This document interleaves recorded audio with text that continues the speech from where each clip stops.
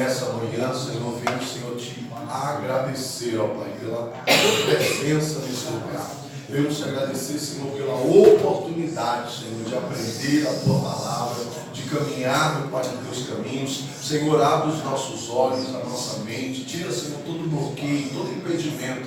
Revela-nos, Senhor, a Tua palavra, a Tua verdade, Senhor, diante de nós. Senhor, que essa palavra, que esse ensinamento venha ficar guardado em nossos corações. No momento oportuno, nós vamos nos lembrar de tudo quanto temos aprendido. Pai amado, Pai querido, fica conosco. Manifesta, Senhor, sinais da Tua aprovação. Manifesta, Senhor, a Tua glória diante, Senhor, da nossa vida nessa manhã. É o que nós te pedimos, Senhor, e te agradecemos, crendo na vitória, pelo nome do Teu Filho amado, Jesus Cristo, nosso Salvador. Amém? Amém. Graças a Deus. Graças a Deus. Bendito e santo é o nome do Senhor Jesus. Deixa eu gravar o áudio do povo. Aleluia. Glória a Deus. Quem lá em Goiás, às vezes a internet deles lá na rua, às vezes não conseguem assistir o vídeo pela internet. O áudio baixo, eles pegam a apostila e acompanham. É mais fácil para eles. Amém? Amém. Então nós paramos aí na folha de número 8 da apostila Discipulando Obreiros Aprovados. Foi isso aí? Folha de número 8, parágrafo 18. Foi onde nós paramos aí. Se não me falha a memória, minha consulta dos universitários, foi exatamente aí que a gente parou. Eu vou entrar nesses assuntos rapidamente. Eu só vou dar um estalo na mente de vocês. Vou deixar algumas dúvidas com a curiosidade de continuar voltando como estamos estudando. Porque a gente não pode ter aquele sentimento de que a gente já aprendeu tudo, porque senão a gente não tem o desejo de continuar aprendendo. Tinha um professor meu que dizia isso. Professor, mas por que o senhor fala? Eu digo, não. Porque se eu falar tudo para vocês agora, não está você. Então, eu vou deixar algumas dúvidas de propósito, porque aí isso vai te motivar a continuar o quê? Caminhando. Você vê que Jesus ele contava algumas parábolas, e os discípulos ficavam, Senhor, mas mestre, ele diz, não importa você saber disso agora. Depois ele explica. Mas por que isso? Para despertar a curiosidade dos discípulos, para eles continuarem o quê? Estudando, aprendendo e ter a curiosidade de caminhar com ele, para não perder nada. Ok? Então vamos lá. Declaração de fé, principalmente na vida de um obreiro, não é assunto para discussão. Todo o ser humano que serve a Deus e deseja obedecer a Deus precisa ter a sua fé equilibrada, precisa ter pontos de equilíbrio na sua fé. Como assim, pastor? Diante desses tópicos que eu vou falar aqui, não pode haver nenhum tipo de dúvida nos nossos corações. Você precisa estar certo de todas essas coisas, porque você vai ouvir teses, você vai ouvir pessoas que têm outro tipo de pensamento acerca dessas coisas. E se você não vigiar, isso vai acabar te confundindo. De repente você vai sentar com alguém que faz parte de outra religião, e entrar dentro desse assunto aqui, a pessoa vai e coloca uma dúvida em você acerca dessas coisas, pronto. Aí a sua fé não está mais equilibrada. A sua fé já é uma fé oscilante. Eu não sei se eu creio, se eu não creio, não sei se isso é o certo ou se aquilo é o certo. Mas se você tiver uma fé equilibrada dentro desses tópicos que nós vamos estudar aqui, isso vai te ajudar a permanecer firme na presença do Senhor. Ok? Então vamos lá. O primeiro tópico aí é... Primeiro, que diz lá em Hebreus 11, capítulo 6. Vamos ler lá. Capítulo 11 e o verso do 1 ao 6. Glória a Deus. Isso. HB aí do Rio de Janeiro, Hebreus capítulo 11, do verso 1 até o verso 6.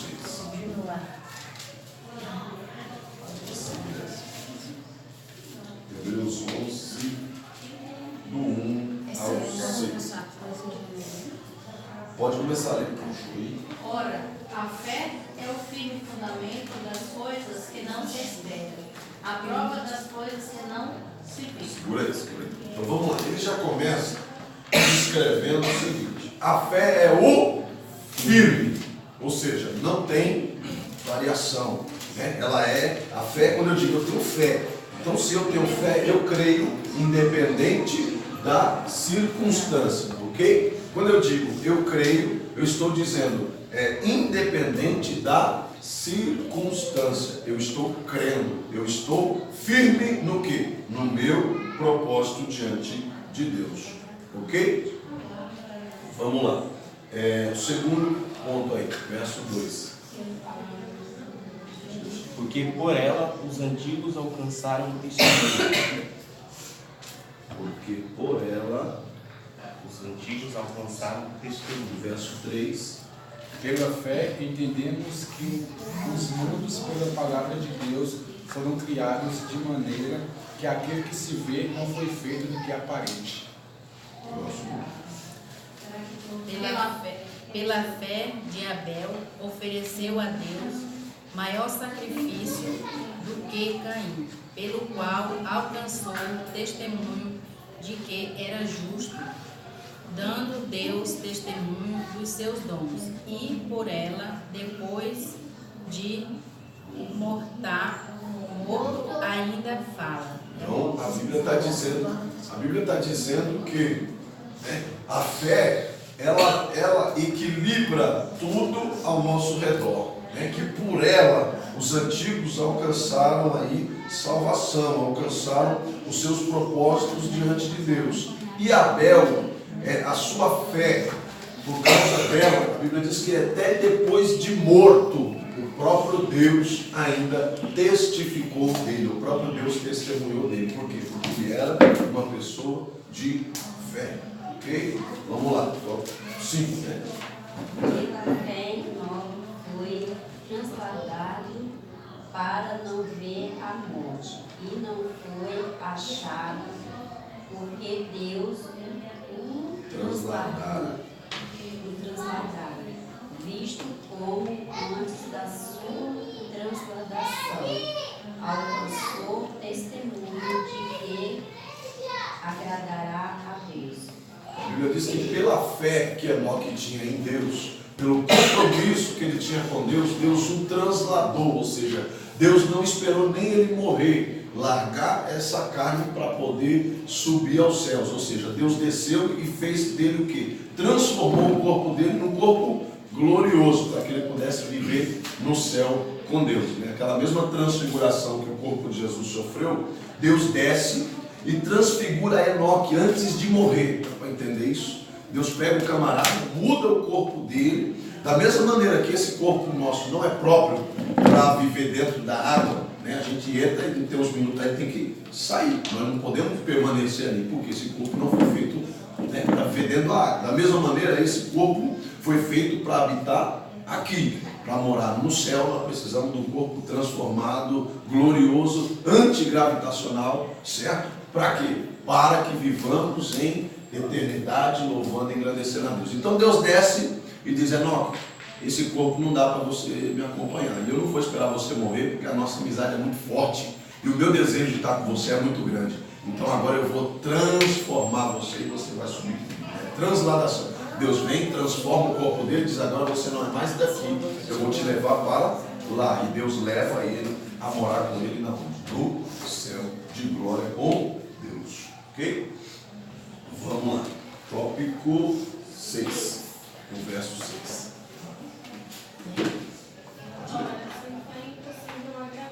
Porque é necessário para aquele que se aproxima de Deus não crer que ele existe, que é galardoador dos serviços. Sem fé pega uma cadeira. Sem fé é impossível agradar a Deus. Não tem como eu agradar a Deus se eu não tiver fé. Não tem como eu agradar a Deus se eu não seguir os ensinamentos que o Senhor tem colocado na minha vida. Então é imprescindível de que eu tenha fé. Então fé não é um assunto da discussão, né? A pessoa: eu sirvo a Deus, mas eu não creio nisso. eu sirvo a Deus, mas eu não creio naquilo. Não, se você serve a Deus, você tem que crer em tudo que a palavra de Deus diz. Se a palavra de Deus diz que o peixe engoliu Jonas, você vai crer que o peixe engoliu Jonas. Se a palavra de Deus dissesse que Jonas engoliu a baleia ou o peixe, você teria que crer que Jonas engoliu o peixe. Ok? Porque senão, quando chegar lá na parte que a Bíblia diz que Pedro pesca um peixe e da boca do peixe ele tira exatamente a quantia que ele tinha que pagar para que ele e Jesus entrassem na cidade, você não vai crer. Porque é isso que a Bíblia diz. Que chegaram lá, tinham que pagar, e Pedro olha para Jesus e diz: Jesus, mas o Senhor falou para a gente não trazer alforje, o Senhor falou para a gente não trazer carteira, e a gente tem que pagar, como é que a gente faz? Jesus olhou para ele e disse: calma, meu filho, calma, tá vendo essa varinha aqui? Você vai ali, joga lá no mar, você vai pescar um peixe, e esse peixe vai ser o suficiente para pagar. Mas Jesus, eu nunca vi um peixe tão... Que peixe é esse? Caro desse jeito, para pagar 2 entradas na cidade. Que peixe é esse? Não, não pescava. É de ouro, é? Jesus falou: Pedro, só pesca só. A Bíblia diz que ele vai lá e pesca. Quando ele pesca, ele vai examinar o peixe, porque esse peixe aqui não vale nada. Jesus, como é que eu vou apresentar esse aqui lá? Nós vamos apanhar. Vamos deixar a gente entrar lá. Esse peixe aqui, não. Sou pescador, conheço de peixe. Jesus me dá um peixe aqui. Jesus pega o peixe, vai lá na boca do danado, e entre os dentes do peixe tem 2 moedas de ouro, de prata, não me recordo agora o peso das moedas, e era exatamente a quantia que eles precisavam pagar para entrar na cidade. Ok? Mas se eu não creio que Jonas, que o peixe engoliu a Jonas, e ele ficou 3 dias no ventre do grande peixe, quando chegar lá nesse texto eu também não vou crer. Quando chegar no texto de que a víbora mordeu Paulo, ficou todo mundo esperando ele morrer, e Deus dá o livramento para ele, o homem está lá firme, forte, cantando, louvando a Deus, você não vai crer. Então eu preciso crer na Bíblia, nenhum todo, nenhum completo, porque senão eu creio em umas coisas e deixo em outras. A Bíblia diz que sem fé é impossível agradar a Deus. Se está aqui, eu vou crer e ponto, acabou. Certo? Porque senão algumas coisas na Bíblia eu vou... será? Não sei não. E aí vai ouvir quem? Os fariseus, que vai ajudar você a descrer na palavra de Deus. Mas foi escrita por homens, mas foi homens que escreveram. Aí pronto. Aí derruba a fé daquela pessoa que já não estava firme, aquela pessoa que ora tinha fé, agora já não tem mais. Ok? Então você precisa crer aí na Bíblia. As pessoas que falam que não acreditam na Bíblia porque foi escrito, assim sempre agradar a Deus. Então, se você agrada a Deus, você tem que obedecer para os estados. Está aqui. Aí tem pessoas que não servem a Deus, mas diz ter fé. Não tem fé uma pessoa dessa, porque ela não serve a Deus. A Esse fé. negócio de ser que tem só porque acredita, vamos supor, tem gente que fala, eu tenho fé, eu acredito em Deus, sei que Deus pode. Só que ela não segue os mandamentos da Bíblia. Então não tem fé. Ela não tem fé. Assim, todo ser humano tem uma fé natural. Que fé natural é essa, pastor? Ele tem fé que ele vai dormir e ele vai acordar no outro dia, porque ele deixa tudo preparado para que no outro dia ele ir lá se arrumar, se trocar, né? Deixa a roupa de um jeito, deixa ali as coisas, porque eu vou acordar amanhã e eu preciso. O que é isso? É fé. Certo? Eu vou trabalhar porque eu creio que no final do mês lá o meu pagamento vai cair certinho. O que é isso? É fé. Você não viu ainda, mas você crê que vai acontecer, porque alguém te deu uma palavra, mas eu sou ateu. Você pode não crer em Deus, mas fé você tem. Eu não tenho fé, não tenho fé sim, porque senão você não acorda, você não come, você não compra nada, e abrir tudo lá no mercado não é para olhar o que tem dentro, porque tem coisa que a gente vai comprar que a gente só vem embalado. Você vê o produto, mas pela fé você compra. Você acredita que quando chegar lá e você abrir, o que vai estar dentro é exatamente aquilo que você comprou. Isso é o quê? Isso é fé. Agora está mais fácil, tem umas embalagens que são meio transparentes, agora tem umas que dá até para você ver o que tem dentro. Mas lá atrás, na nossa época, né, Breno? Lá atrás o óleo não era transparente, não, era lata mesmo. Né? Então como é que você sabia que você estava levando óleo? Só pelo rótulo, né? Pela fé. Eu vou levar esse negócio aqui. Se chega lá, tiver água, tiver outra coisa, eu já não sei, mas pela fé eu vou levar esse negócio aqui. Então essa pessoa ela tem fé. Ela pode não acreditar que ela tem fé, mas ela tem. Desde criança. A criança vê o leite no peito da mãe? Não, não, mas ela vai lá mamar. Por quê? Ela crê que tem o alimento que ela precisa, que ela vai chegar lá e vai ter. Né? Que não acabou. A fé dela não acabou. Eu mamei de manhã, mas agora vai ter. Não vai sobrar alguma coisa. Né? E pela fé, ela vai. E desde lá no princípio, dos primeiros passos, ela começa o quê? A andar. Está engatinhando, daqui a pouco levanta. Por quê? Porque ela crê que assim como ela está vendo o pai e a mãe caminhar, ela vai andar também. Então ela já começa, pela fé, tentar se levantar, mesmo que se segurando ali. E o que é isso? A fé dela vai se fortalecendo. Isso é o que, pastor? Uma fé natural. Todo ser humano tem. Ok? Isso é a fé natural. E aí, quando nós passamos para servir a Deus, passamos para o cristianismo, a gente adquire a fé salvífica, ou a fé para a salvação, que é a fé em Jesus Cristo. Ok? Então, a fé natural, todo ser humano tem. A fé para a salvação só tem quem? Quem crê que Jesus Cristo é o Filho de Deus, veio na terra em forma humana, morreu por nós, ok? E está o que? A nossa espera para estar novamente com Ele, exaltando e glorificando a Deus. Ok? E essa que obedece o que? Além dos mandamentos, a toda a palavra de Deus, a plenitude da palavra de Deus. Essa, quem tem a fé para a salvação, crê não só em Jesus Cristo, mas em tudo que Ele nos ensinou. Ok? E aí tem outro tipo de fé, que é a fé no sobrenatural, que essa nem todos têm. Aquela pessoa que não crê em milagre, a pessoa que aceitou a Jesus, crê que Jesus é o Filho de Deus, crê na plenitude da palavra, mas não crê o que? Nesses mistérios, não crê no poder de Deus. Fala, não, eu creio que Jesus vai me salvar e tal, mas eu não creio num milagre sobrenatural, em coisas que está fora do entendimento. Essa pessoa, ela não, eu prefiro. Então tem gente que tem a fé natural, tem a fé salvífica, mas não tem a fé aí na realização de milagres, a fé sobrenatural, que é aquela fé que está todo mundo dizendo, vai dar errado. Não vai dar certo. A pessoa está dizendo, não vai dar certo porque eu creio. Vai dar certo porque eu tenho fé. Vai dar certo porque o meu Deus é vivo. Vai dar certo porque eu confio no Senhor. Ok? Então, e o crente que quer verdadeiramente viver a plenitude do poder de Deus, precisa ter esses três tipos de fé. Não só. Sobrenatural é que não crê em milagre? Não, sobrenatural é que crê. Acredita. Ok? Então nós temos a fé natural, ok? Que qual é? Todo ser humano tem, ok? Nós temos a fé salvífica, que é a fé para a salvação, que é qual? Quem crê em Jesus Cristo como Salvador e vive a palavra, ok? E a fé sobrenatural, que é qual? Que não tem barreiras, não tem impedimento. Crê no impossível, certo? Então, esse não é assunto para discussão.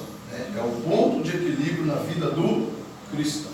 Ok? Outro ponto que não abre mão para discussão é a palavra de Deus, a Bíblia Sagrada. Tem um toque aí. Você viu uma mensagem? Eu só visualizei, mas vamos lá. A Bíblia é outro ponto que não abre mão para discussão. Uma pastora está retirada ali, porque ela tem uma missão aí mais tarde, ela tem uma prova aí, e ela é Deus. Eu falei, vai estudar lá, eu estudar aqui, você se vira lá, e ela cai no separado mais tarde. Tá bom? Vamos lá. A Bíblia é a palavra de Deus na linguagem humana. Porque a pessoa fala assim, eu não creio na Bíblia porque a Bíblia foi escrita por homens. Mas e se o homem não ouve a Deus? Eu não creio porque foi escrita por homem. Mas você escuta quem? Homem. Se você não, Deus fala, você não ouve, Deus vai falar com você por meio de quem? Dos homens. Uma linguagem que você entenda. Aí a pessoa diz, não, já usa outro motivo para não crer de novo. Não, mas porque foi escrita por homens, então eu não creio. Eu falo, rapaz, Mas qual a linguagem que você entende? É humana, então Deus vai falar com você na linguagem que você entende. É a mesma coisa, você não fala inglês. E aí vem alguém conversar com você em inglês. Você vai entender alguma coisa? Não. Deus vai usar o quê? Uma linguagem que você entenda. Por isso que ele usou quem? O homem, para poder falar comigo e com você. Uma linguagem que a gente compreenda, um sentimento que a gente entende. Porque Deus, a Bíblia diz que excede todo entendimento. Se Deus falasse conosco no entendimento dele, a gente ficava maluco. Né? Porque essa mente nossa não suporta a grandeza do poder de Deus. É por isso que ele vai dando para nós o quê? Aos poucos, à medida que a gente vai crescendo, vai aprendendo, ele vai liberando mais conhecimento, ele vai liberando mais poder, mais autoridade. Porque se ele derramar de uma vez só, a gente não suporta. Então por isso que ele usou o quê? O homem para escrever a Bíblia numa linguagem humana, num sentimento que a gente entenda, num sentimento que a gente compreenda. Ok? Não tem aquele tipo de pessoa que a pessoa fala e a gente não entende nada, a gente não entende bolhufas, né? Porque parece que a pessoa está falando outro idioma. Então Deus procurou mandar a palavra para nós por forma humana, para que eu e você viéssemos compreender a palavra. Ok? Então a Bíblia ela é na linguagem humana, contendo inspiração sagrada e imutável. É a única regra infalível de fé. Ok? Essa daqui você pode confiar. O que está escrito aqui é o que Deus trouxe para mim, é o que Deus trouxe para você. E a ordem dele para mim e para você foi para que nós viéssemos manejá-la, ou seja, para que a gente venhamos lê-la, venhamos interpretá-la conforme aquilo que ele mesmo determinou para a minha e para a tua vida. Ok? Outro assunto. Vamos lá. Aí a pessoa fala assim, mas a Bíblia foi escrita por homens. Irmãos, você tem 100% de aproveitamento em todas as conversas com o seu cônjuge? Não, uma hora ou outra a gente, né, um fala uma coisa, outro fala outra, se estranha, vai lá e se resolve, mas tem coisa que, né, não é 100% das ideias que bate. Uma hora ou outra, os irmãos são criados na mesma casa, têm o mesmo ensinamento, comem a mesma coisa, vai falar a mesma língua? Não fala, né? Às vezes, não, porque você é feio, não, porque você foi achado no lixo, não, porque você é adotado, né? Tem tudo isso. Né? Começa a encher o saco para jogar um videogame, tal, um controle sem um cabo, assim, e aí, tá ficando. Não se entende. Agora você imagina mais de 40 autores vividos em épocas diferentes, não se conheceram, não tiveram interligação um para com o outro. Alguns deles tiveram diferenças de 80 anos, de 120 anos, de um para o outro, alguns 700 anos depois, e parece que eles estavam sentados assim como a gente, conversando e escrevendo, porque a palavra ela se completa de Gênesis a Apocalipse. Então, por essa via de fato, você entende que a Bíblia não tiveram 40 autores, ela teve 40 escritores. O autor foi um só. Quem? Deus. O autor dela é um só. Só foi mudando os escritores. Passou-se o tempo, é a sua vez. Esse aqui foi, Deus escolheu, agora é o outro. E aí foi, mas o autor é um só. É isso que eles não compreendem. A fonte do poder, a fonte da inspiração é uma só. O que mudou foi os escritores, não os autores. A gente costuma falar que a Bíblia tem mais de 40 autores, mas não são autores, são escritores, porque o autor de fato é Deus. Então dele é a patente, dele é a confirmação do poder. Então quando alguém diz, não creio porque a Bíblia foi escrita por homens. Sim, foram escritores, você disse muito bem, foi escrita por homens. Mas quem é o autor? A pessoa já vai olhar para você com cara de paisagem. Peraí, eu não sei. O autor é um só. Ele foi trocando os escritores, foi se morrendo, foi se passando o tempo, foram aposentando, foram passando a vez, e Deus foi usando um após o outro para descrever e continuar a palavra de Deus. Ok? Tanto que se você medita, depois que você lê a palavra de Deus no completo, você entende que ela é totalmente completa. né? Ela se realiza, um capítulo fortalece o outro, e assim ela só cresce na minha e na sua vida. Ok? Porque a Bíblia foi escrita por um, disse muito bem. Se Deus usasse outra língua, Deus usasse a língua dos animais, para você entender? Não. Então pronto, meu amigo, Deus tinha que escrever de forma humana para você entender. Certo? Porque senão, como seria compreender?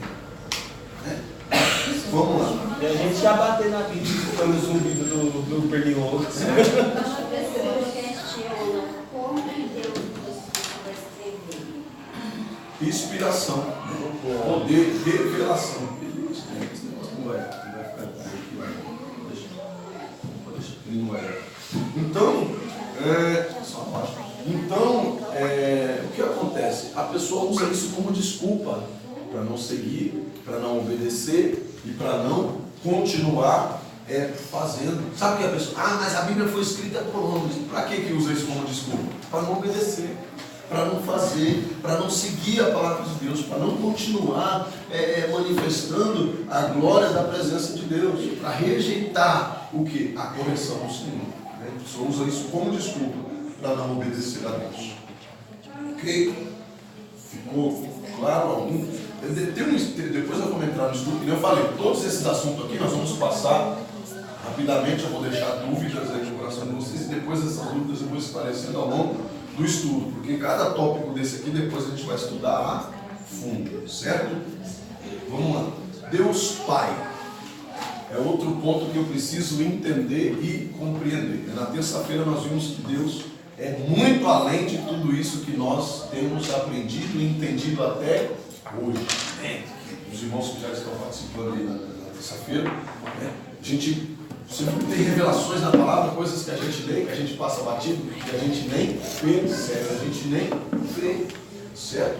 Mas vamos lá, hoje, o que eu preciso entender como ponto de equilíbrio na minha fé é que Deus é o único Deus vivo e verdadeiro, como Espírito pessoal. O que é isso, pastor? Ele tem senso de domínio, de governo, ele quem decide, ele quem faz. Não precisa ser orquestrado e nem orientado por ninguém. Ele mesmo é a fonte do poder, não precisa ser alimentado, né, que nem nós. Nós precisamos ser alimentados por ele. A gente tem que buscar, nós temos que meditar, nós temos que ter momentos como esse. Para quê? Para nos fortalecer. Deus não, a fonte dele não esgota. Ele é a própria fonte do poder. Dele só sai virtude, dele só sai poder, dele só sai a autoridade, mas ele não precisa que isso seja reposto em si, porque ele é a própria fonte. Ele não seca, que nem eu e você, tem dia que a gente está lá em cima, tem dia que a gente está mais ou menos, tem dia que a gente está lá embaixo. Opa, hoje eu vou, pode chover, pode acontecer o que for, hoje eu estou. Aí tem dia que você olha assim, está um sol danado, baixou uma nuvem, passou uma nuvem na frente do sol, fala, vai chover. A gente tem sombra de variação. Hoje a pessoa começa lá de manhã, a pessoa nem trabalhou ainda. Hoje eu vou estar cansado mais tarde. Eu vou estar cansado, nem está ainda. Nem sabe se vai cansar. Mas a mente já está ali, o diabo já começou. Olha, mais tarde você vai estar cansado. Mais tarde você vai estar cansado. Se continuar assim esse dia aí, mais tarde você está. Por quê? A mente já está trabalhando para quê? Para que realmente, quando chega mais tarde, o seu psicológico já está trabalhado para quê? Você vai desligar. Já está programado. Né? O diabo já fez uma programação ali que no final do dia você vai apagar, você vai desligar. E aí o que acontece? A gente aceita isso, toma isso por verdade, e é onde nós somos vencidos pelas armadilhas do inimigo. Mas com Deus não tem dessa. Ele é a própria fonte do poder. Ele não esgota, ele não se cansa, ele não fadiga, ele não dorme. Glória a Deus por isso. E um dia nós seremos igual a Ele. Um dia você também não vai precisar dormir para repor as energias. Um dia também você não vai precisar se alimentar para repor as suas forças. O próprio Deus, Ele vai nos suprir, nos alimentar, nos fortalecer. E tudo o que nós precisamos vai estar nele. Nós vamos louvar e engrandecer o nome dele, dia após dia, em glória, em poder, em autoridade. Amém? Glória a Deus. Então no céu, além de não saber o que é doença, além de não saber o que é enfermidade, além de não saber o que é dor, o que é choro, você também não vai saber o que é cansaço. você também não vai saber o que é sono, você também não vai saber nenhuma dessas coisas, porque o próprio Deus, Ele vai te fortalecer em todas as coisas, ok? Mas hoje nós podemos experimentar disso. Está cansado? O Senhor fortalece. Igual lá Neemias. Você acha que Neemias não está cansado? Um muro que ficou, uma obra que ficou parada por mais de 18 anos, o homem fez em 52 dias. Porque estava cheio da virtude do poder. O desânimo veio. O cansaço veio. As investidas vieram. O que foi que ele fez? Senhor, esforça as minhas mãos. Sustenta-me. Me dê forças. Foi isso que ele pediu a Deus. Por quê? Porque eu quero terminar isso aqui. E Deus foi o quê? Revigorou a ele, fortaleceu a ele e ele conseguiu concretizar o quê? Aquela obra. Que da mesma forma o Senhor me fortaleça, o Senhor te fortaleça, o Senhor te enche de graça, de poder e de autoridade para você permanecer de pé diante da presença de Deus. Ok? Outro ponto que nós precisamos entender em Deus Pai é que em amor Ele manifesta a sua trindade. Ele é um Deus eterno e se revela como Pai, Filho e Espírito Santo. Você vê que o próprio Deus, Ele não tem problema nenhum em se dividir em três, para que eu e você possa entendê-lo e compreendê-lo e aceitá-lo. Entendê-lo que em partes, porque eu disse, como plenitude, a gente não compreende. Aí Ele se divide em três partes, em Pai, Filho e Espírito Santo. Para que em cada uma dessas a gente venha se envolvendo, a gente venha melhorando, a gente venha conhecendo Deus o que? Na plenitude do seu poder. Você vê que Ele mesmo sendo Deus, Ele não tem problema em fazer esse pequeno, para que você o compreenda. E às vezes a gente não quer se fazer pequeno para compreender a Ele. Às vezes a gente não quer se submeter às vontades e nem ao desejo da nossa vida. Ok? Mas como então, a Bíblia diz que Deus é em trindade, é três e mesmo assim é um só. Como que acontece esse governo? Entre três e a ordem é uma só. Pela concordância. A mesma coisa que acontece entre o casal. A Bíblia diz que o casal, depois ele torna-se um só. Por quê? Por causa da concordância. Ah, mas eu creio assim, mas eu creio assado. Mas nós precisamos chegar no meio termo. Tá, então a gente vai agir assim. E aí os dois se tornam um. O quê? Em desejo, em vontade, em querer a mesma coisa, estar na mesma direção. Então, quando eu digo que Deus, em trindade, é o mesmo poder, uma mesma potência, eu estou dizendo que os três se submetem à vontade um do outro para fazer a mesma coisa. Glória a Deus por isso. Que o Senhor venha verdadeiramente me fazer e te fazer entender essas coisas, que nós possamos compreender Deus como um todo, como uma trindade.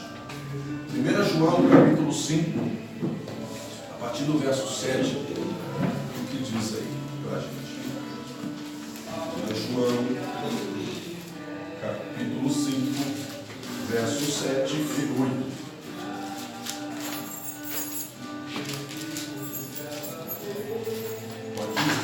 Deixa eu só 5, do 7 e 8. 1 João, capítulo 5, lá no finalzinho da Bíblia, no Evangelho, lá no atrás. 1 João 5, 7. Pode. Porque três são os que testificam no céu: o Pai, a Palavra e o Espírito Santo. E estes três são um. Glória a Deus. Porque os três são os que testificam no céu: o Pai, a Palavra. Quem é a Palavra? Jesus. O próprio Jesus é a Palavra, aquilo que eu disse, Ele se fez em forma humana para que nós pudéssemos entender a Deus. E o Espírito Santo. Esses três são um. Por quê? Por causa da concordância entre eles. Ok? 8. E três são os que testificam na terra: o Espírito, a água e o sangue. E estes três concordam. Testificam na terra o Espírito, pessoal, a água e o sangue, que é o próprio Cristo que vem encarnado para nos fazer compreender. Né? Então, o que três são? O homem, nós somos tricotonomistas. Né? Nós temos corpo, alma e espírito. E a Bíblia está dizendo o quê? Que o meu espírito, ok? Testifica com o quê? A água. Quem é a água? Então, o Espírito Santo de Deus. Nosso corpo, não sei se você sabe, mas você é 80% água. Então aí a Bíblia está dizendo que o Espírito, né, Santo de Deus, na minha vida, a água, que no caso aqui sou eu, e o sangue. Quem é o sangue? Jesus Cristo. Então esses três, da mesma forma, tem que o quê? Concordar em um só. O meu corpo é água. Por que água? A água, do jeito que eu manipular ela, ela vai. Então, vamos ter um exemplo ali. Faz aí, Sara. Sara, mexe nesse copo aí. Olha lá. A água, do jeito que eu manipular ela, ela vai. Se eu ajudaria a jogar ela para um outro copo, ela vai. Se eu esparramar ela no chão, ela vai. Se eu puxar com o rodo, ela vem. Qual é o desejo de Deus para a minha vida? Dessa forma, que eu seja maleável. Para onde Ele me conduzir, eu vá. Do jeito que Ele me chamar, eu venha. Onde Ele me colocar, eu me adapte à situação. Essa é a vontade de Deus para a tua vida. A água você pode jogar ela num cantinho assim, você joga, ela se espalha, ela dá um jeito, ela vai. Essa é a vontade de Deus para mim e para a tua vida. Que nós sejamos maleáveis à vontade de Deus. Ah, mas aqui não está bom, aqui é muito apertado, aqui é muito grande, aqui é muito pequeno, ali faz muito barulho, lá faz... Não, a gente se adapta à situação em que Deus, Ele nos conduz e Ele nos coloca. Ah, mas eu sou pequenininho assim e o negócio está crescendo e agora eu não sei. Deus está dizendo, se adapta à situação, cresça também. Né? Essas são as oportunidades que Deus Ele nos dá. De toda forma, nós estamos sendo conduzidos o quê? Por Deus, numa mesma vontade, em eternidade, com o Espírito Santo e com a presença de Jesus Cristo, o Filho de Deus. Ok? Deu para compreender mais ou menos? Então que a partir de hoje sejamos água na mão do Senhor, né? Que onde Ele nos colocar, da maneira que Ele nos conduzir, a gente venha obedecer o mandato de Deus para a nossa vida. Ok? Entendemos aí? E o que dizer então de Jesus Cristo, Filho de Deus? Falamos de Deus numa plenitude, em potência, em poder, em Espírito. E agora de Jesus Cristo, que se fez homem, gerado pelo Espírito Santo e nascido de forma humana. Olha a palavra aí nascendo no meio de nós. O cumprimento dela na minha e na tua vida. Olha Deus mandando a palavra por mim e por você. Mas a palavra foi escrita por homem, sim, mas veio de cima, veio do céu, na pessoa de Jesus Cristo. Ah, mas foi escrita por homens. Não, porque antes de Jesus, quem escreveu as pedras do Testamento? Não foi Moisés, foi o próprio Deus. Então a palavra, a fonte dela não é humana, a fonte dela é eterna, é divina. Né? O próprio Deus é a fonte da palavra, que nós vimos dizer. Então Jesus, sendo gerado pelo Espírito Santo de forma humana, morrendo na cruz pelos nossos pecados, ressuscitou ao terceiro dia, subiu aos céus de glória. Né? Para quê? Para manifestar a presença de Deus na minha e na tua vida. Hoje Ele é o nosso advogado, o nosso Senhor e Salvador. Ok? Então isso são coisas que você não pode duvidar. Que Jesus morreu, que Jesus ressuscitou e hoje está vivo para a glória de Deus. É o nosso advogado, é o nosso Senhor e Salvador. E será também naquele dia o juiz diante da minha e da tua vida. Ok? Romanos capítulo 8, verso 34. Vai dizer o quê? Vocês estão falando muito. Romanos 8, 34.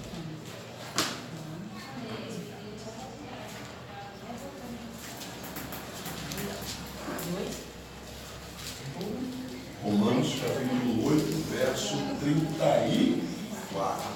Pode ler aqui.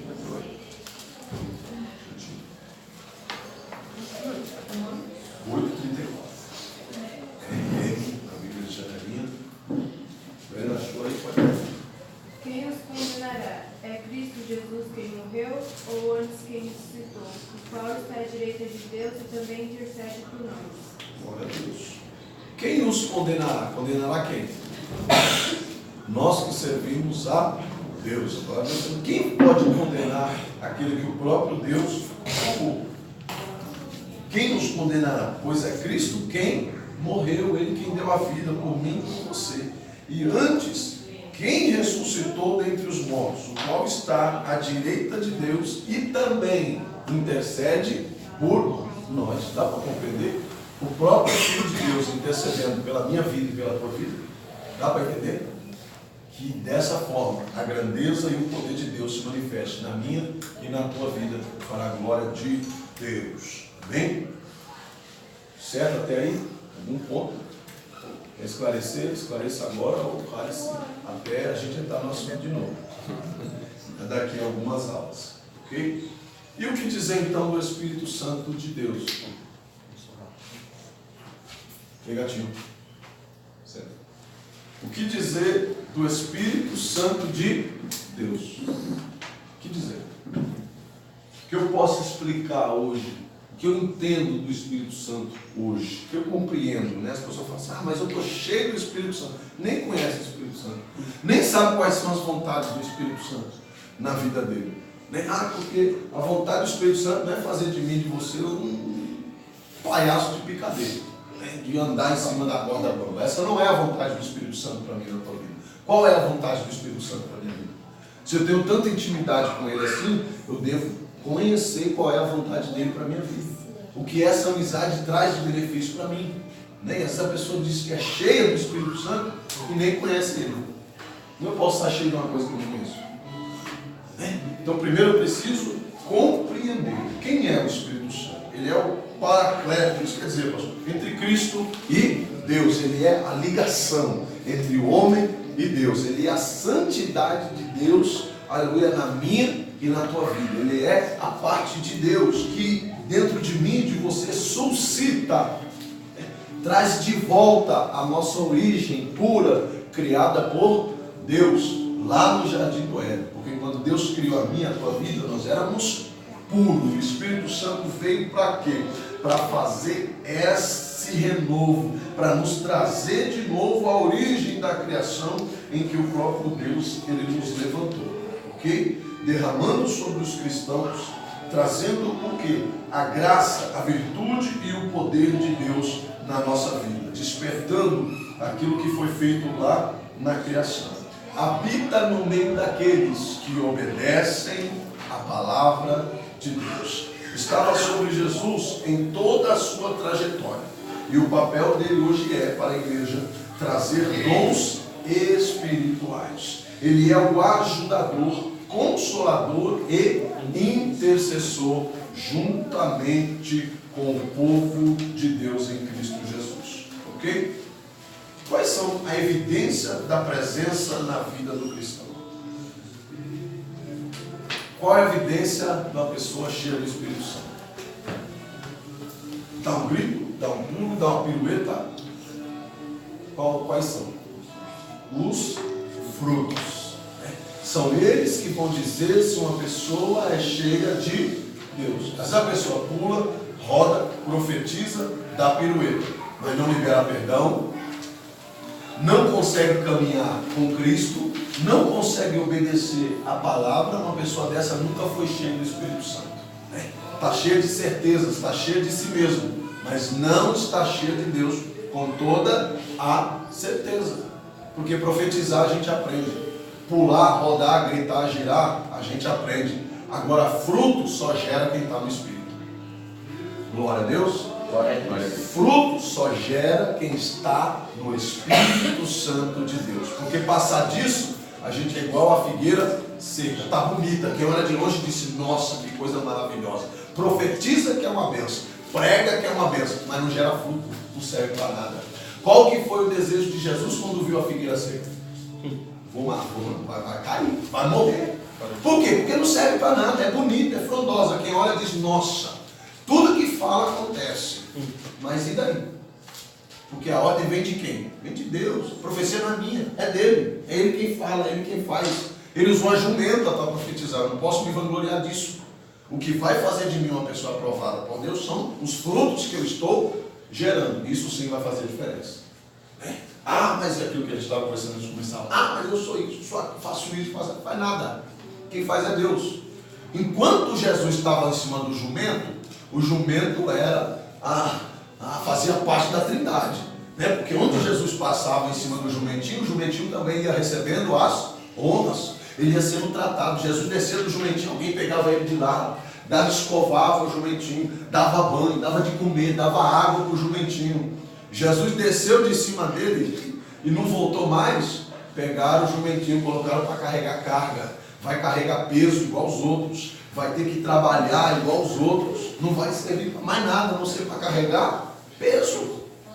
Assim é aquele que não tem a verdadeira presença de Deus. Não serve para nada, a não ser para carregar carga, a não ser para carregar peso. O diabo coloca muito peso, coloca muita coisa em cima dessa pessoa, de maneira que chega um ponto que ela não consegue mais o quê? Caminhar. Mas o primeiro ponto é esse, está cheio de certeza. Eu vou lá, porque eu fui lá naquela, estou com fome, vou voltar lá naquela cidade, o povo me tratou também, vou lá. Mas agora esqueceu que está sem Jesus em cima. Passou da porta, alguém pega, já põe logo uma cangaia, um balaio de um lado e de outro, e o bicho sai todo. Mas peraí, não era esse o acordo. Eu não estou acostumado a ser tratado assim. Porque quando eu chegava, agora não, vai carregar peso. Por quê? Porque está sem a presença. E crente sem a presença de Jesus é da mesma forma, não serve para nada. É igual a figueira seca, Jesus reprova, ele não quer passar nem perto.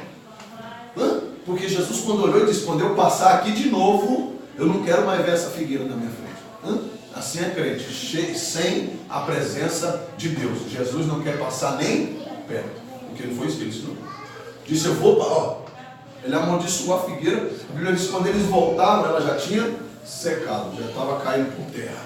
Porque Jesus não tem vontade de passar nem na frente, nem perto daquele que não gera fruto no Espírito Santo de Deus. Então, é aquilo que eu falei. Pode pregar, pode cantar, pode profetizar, pode orar nos montes, nas madrugadas, porque se não tiver fruto, tudo isso é em vão. Pode ser bonito, pode ter a folha verde, se não tiver fruto, não serve de nada. É o pastor que está falando isso? Não, é a palavra de Deus, é o próprio Jesus quem fala. Se ele fala, eu posso garantir e eu posso dizer também, porque ele disse primeiro, certo? Vamos lá. 1 Coríntios 6, perdão, 1 Coríntios 12, verso 6. Equivoquei. 1 aos Coríntios 12, do verso 6 ao verso 11.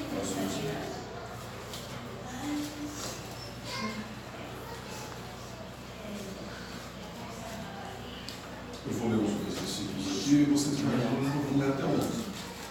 E há diversidade de operações, mas é o mesmo Deus que opera tudo em todos. 7.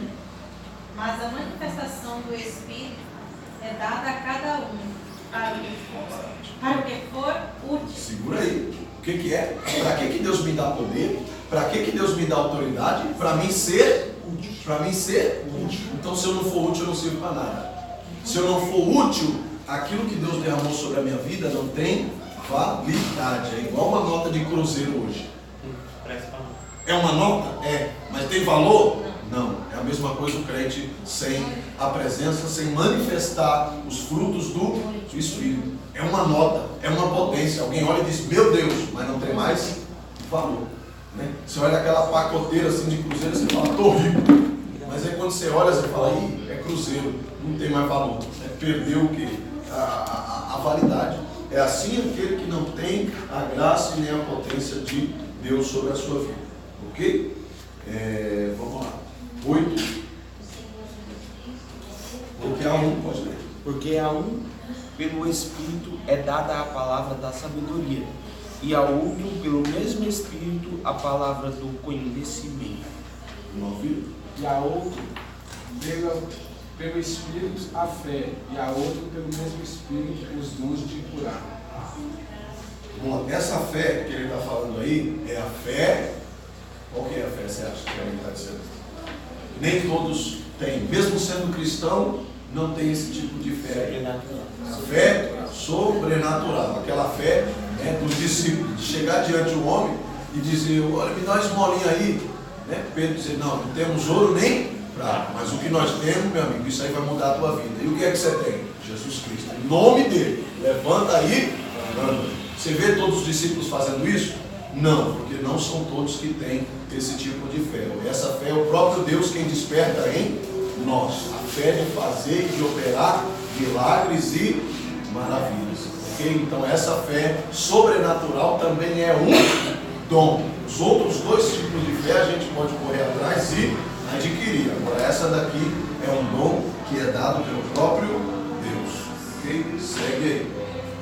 A outra operações de milagres, a outra profecia, a outra discernimento de espíritos, a uma variedade de línguas e a outra capacidade para interpretar.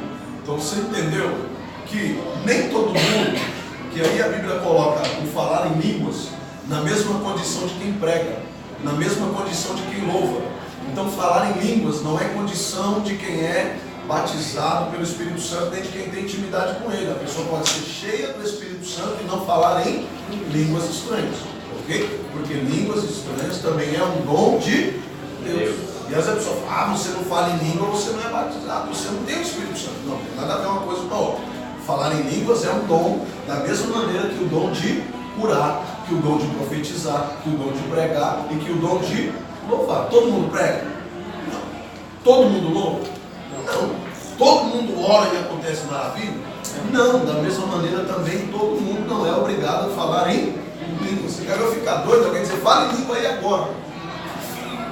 Irmão, me ajuda aí. Me ajuda aí. Me ajuda aí. Não, me ajuda a crer. Me ajuda. Não, eu não posso fazer isso. Se você fosse obrigado a falar o que ele quer. Eu não posso fazer isso. O que eu posso dizer para você, dê lugar para o Espírito Santo operar. Eu não sei se você fala em língua, eu não sei se você chora, eu não sei se você louva, eu não sei o que você faz na hora que você está cheio de Deus. Ok? Então, de maneira nenhuma, você fala em língua aí, fala em mistério aí. Não. Começa a bloquear aí. Porque é Deus quem vai despertar isso em você. Eu não sei o dom que você tem, eu não sei se você tem o dom de falar em línguas. E daqui a pouco, quem tem o dom vai começar a falar. E você vai se sentir o quê? Nada, né? Você vai dizer, pronto, Deus me reprovou, me rejeitou. Está todo mundo falando em línguas e eu não estou. O que está acontecendo? Estou desviado, mas não é. Você não tem o dom. Pode ser que amanhã o Senhor te desperte, te encha de poder e te dê um dom de línguas. Qualquer pessoa na igreja, aí Deus usa a pessoa para ir lá, pega na mão de outra pessoa. E a outra é imediata. Não entendo. Já começa, sei lá, a falar em mistério. Aí eu fico, Jesus, e agora? E esse tipo de coisa que às vezes. Mas está agora. Pode falar comigo. Aí acontece assim. Tipo, pode ser que ela não tenha sentido mesmo, a mesma coisa que ela está sentindo. Aí só a outra que está com o dom do Espírito Santo vai lá e toca nela, ela começa a falar mistério e rodou para ela. Eu já vi gente parar e beber água, parar no banheiro, depois volta, né? Volta já. Me ajuda. Eu já vi gente dando soco em um. Me ajuda. Me ajuda aí. Primeiro que o Espírito Santo é saudável, o Espírito Santo é sábio. Eu já vi gente sentada no meio de duas pessoas. Pá! E eu olhar e falar, isso vai dar merda. E eu ficar ali em espírito, né? Diácono, eu falei, vou ficar aqui que vai sair treta do negócio, eu vou ter que separar. Né? Não vontade do Espírito Santo de agredir alguém? Ajuda aí. Você está entendendo? E outra, né? O meu espírito ele é sujeito a mim. O Espírito Santo não, mas o meu ele é educado. Eu preciso me educar espiritualmente também. Por que não? Tem coisas que a gente não faz na frente dos outros. A mesma coisa. O Espírito Santo ele é reservado a você. Ele é o teu espírito. Você precisa se educar. Você precisa educar o seu espírito. Para quê? Para não fazer o Espírito Santo passar vergonha. Porque não é o Espírito Santo que manifesta, que faz. É o meu espírito. O Espírito Santo vem e repousa sobre o meu espírito. E o meu espírito é que se manifesta. Então eu posso educá-lo sim. Certo? Essas mulheres tudo Minha mãe vergonhosas. quer saber se todo cristão precisa Minha amiga. ser. Eu tenho uma É que amiga. ela não quer falar. Pode falar. Pergunta. Eu tô meio que assim, não é uma pergunta, mas é o que eu fico Se não é uma pergunta, mas não A pergunta não vai perguntar assim. Ai, gente, deixa eu falar. Tem que ser batizado pelo Espírito Santo. Eu não entendo essa parte. Não entendi. Se Todo cristão, tem que ser todo batizado. crente tem que ser Sim, batizado pelo é o selo, né? O Espírito Santo é o selo de aprovado, né?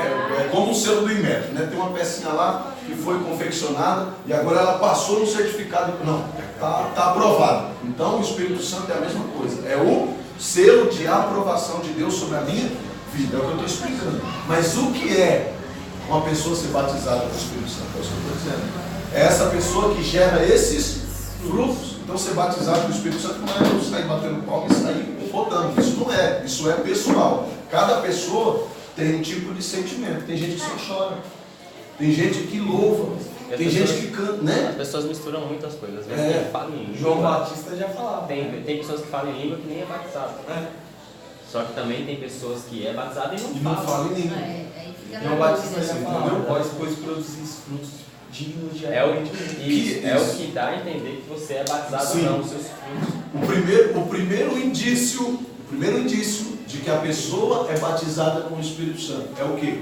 O arrependimento. Porque a Bíblia diz que o Espírito Santo vem para convencer o homem do pecado, da justiça e do juízo. Quem crê nisso já tem o Espírito Santo.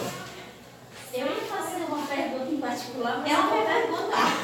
Deixa eu só fechar, Adela. Segura aí para você não esquecer. Anota aí. Você entendeu? Você entendeu? Então o Espírito Santo vem para quê? Convencer o homem de quê? Do pecado. Segura aí. Então você crê que em algum momento da sua vida você vivia de forma errada, que Deus não aprovava aquilo que você fazia. Você crê. Então o Espírito Santo veio para fazer isso. Primeiro ponto já. E o pecado da justiça. Você crê que quem não obedece às ordens de Deus, de que aquele que não se arrepende como você já se arrependeu, vai ter consequências? Você crê nisso? Então, ok. Já está, 75% aprovado. Né? E qual é o outro ponto? Do juízo, do pecado, da justiça e juízo de Deus. Em algum momento Deus vai separar aqueles que servem e aqueles que não servem. Que em algum momento esse povo vai ser reprovado por Deus e algum outro povo vai ser levado aos céus. Você crê nisso? Então você tem a pessoa do Espírito Santo atuando já na sua vida. Ok? Então agora o que falta para o Espírito Santo se manifestar? Esses dons começar a florar na tua vida, todos eles. Quais são, pastor? Gálatas 5, nem estava nem aqui escrito, mas a gente vai ler lá. Antes, fala para mim. Você deixa só fechar. Eu acho que você já respondeu, né? Deixa eu. Tá. Os frutos, eu queria saber, os frutos eu entendia, ver se eu estou certo agora, que é assim, ganhar Nós algo. vamos ver agora isso, os frutos. Gálatas Mas 5. agora você falou em arrependimento, então não é só isso. Não, o arrependimento é o ponto. É o ponto. A pergunta dela foi, né? Como que a pessoa é cheia do Espírito Santo? Como que eu sei que eu tenho o Espírito Santo? Então, são os frutos. Como que eu sei que eu tenho o Espírito Santo? O Espírito Santo veio para convencer o homem do pecado, da justiça e do juízo. Então, se eu creio nisso, o Espírito Santo já se apresentou para mim. Ok? Então eu já o conheço. Agora, se ele está andando comigo, eu vou fazer o quê? Despertar esses dons que eu vou ver agora. Ok? Se eu conheço ele, eu já me arrependi e tenho a consciência de que tudo isso tem uma consequência. Certo? Agora, se ele anda comigo, eu vou fazer o quê? Tá? E é esses frutos que nós vamos ver agora.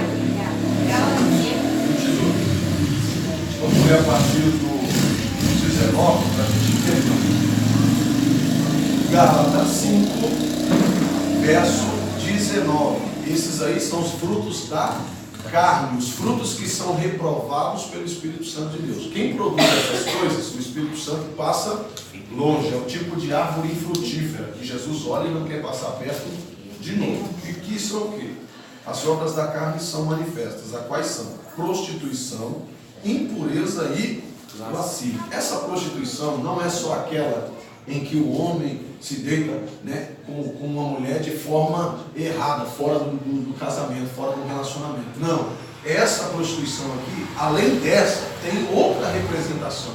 A Bíblia diz que aquele que não segue os mandamentos de Deus ou distorce a palavra de Deus, esse também comete prostituição.